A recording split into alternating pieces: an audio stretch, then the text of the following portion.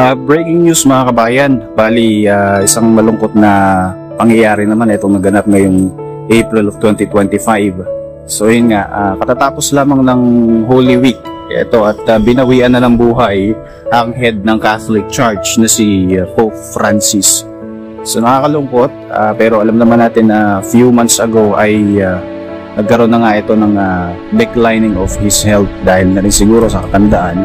At the age of 88, ayon sa report ng BBC News ay pumanaw nga ito sa kanyang residence sa Vatican City. And sa ngayon, talaga namang malungkot ito para sa lahat ng mga members of the Catholic Church. At yun, mayroong mga usap-usapan na ang possible daw na magiging kapalit. If in case nga na mamatay na nga itong si Pope Francis, ay isa sa mga napipisil manggagaling sa Pilipinas, at yan nga ay si Cardinal Luis Antonio Tagle.